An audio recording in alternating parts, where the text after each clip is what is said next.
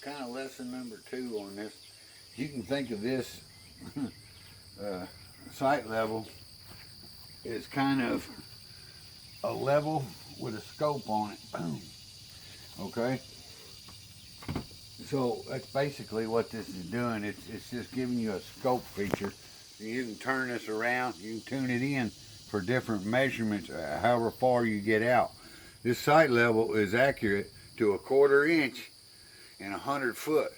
So on a full football field, it's guaranteed to be within that much of a distance right there. That's pretty exact, isn't it? And you know, coincidentally, that's the same thing that lasers are guaranteed to. And it has to do with the calibration, not that the, you know, the laser light's going to bend on or anything like that. When you set this, a lot of times, if you're on a big job site or on a big house project, you're going to have a specific place that you want to start all your measurements from. Look down here. This here's just a simulation. That's just a cap that I put under there. Usually it's going to be like a metal plate that you actually hammer down into the ground with a spike. That's called your benchmark, okay? Your benchmark is what you base all your other locations off of that.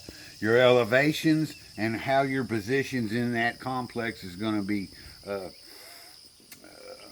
where they're going to be built at. So it's your ultimate reference point as to, are you setting your buildings at the right height and in the right place. It's called a benchmark. You'll notice that you can get exactly directly over it with your sight level using this plumb bob. And use that plumb bob to make sure that it's lined up right over your benchmark. Okay? Now let's say, just as an example, if I wanted to shoot degrees, you can actually move this plate around here and set it, you know, for 0, and then once you do that, you can move and have stop points. You can move this over, boom, have a stop point for, you know, 90 degrees. It'll help you when you're trying to lay out your building or your house or anything to form, you know, real nice, good square points. You're going to have to adjust them even with that, because you want your building ultimately to be perfectly square. Okay. Once we get to this point, we're ready to read. Look here, I got 2 buckets sitting out there, and we're gonna just stay here. We're gonna read what elevation changes those are.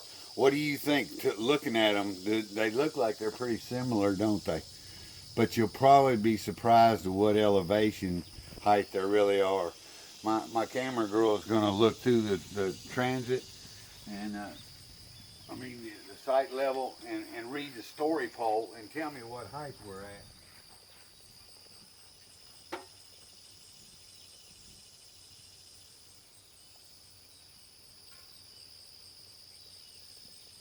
Oh, 5 foot? Say it so they can hear it. 5 foot. 5 foot. Yeah, you. Okay.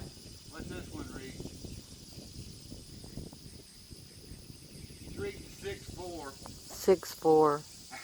The reason I know that is I went through there and read them beforehand. She didn't want to be on camera, so I guess that's part of being a fly-by-night production company. So that's how you read the story pole. So that's actually from 5 foot to 6'4". You know, you're looking at 16 inches elevation change between them 2 cans.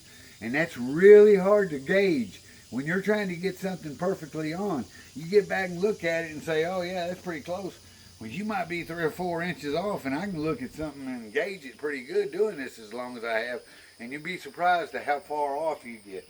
So that's what this here is going to help you do. It's going to get everything in level so that, you know, your house ends up perfectly flat and everything. It's got to be. This whole house here was cut to grade with a bulldozer so that I'm close. If I'm 2 inches off, when I set my form boards and my dirt's 2 inches off, I'm going to pick up all kind of concrete on one end and have not enough on the other. It's going to make instability in the concrete foundation. So that's what this is going to help you do. This is also going to help you set level for when you're digging your footers. Your footers are what your house actually sit on, okay? So you're going to, use an excavator and dig it out, get it to the proper level. Remember, plum falls from a tree, we check the level of the sea. This is a site level, right? Carpenter's level, story pole, benchmark, plumb bob, tripod. That's the main components of this. And this here is, even though it is old school, I've built many houses with this, and I guarantee you they're all level. All right, that's all I got for right now.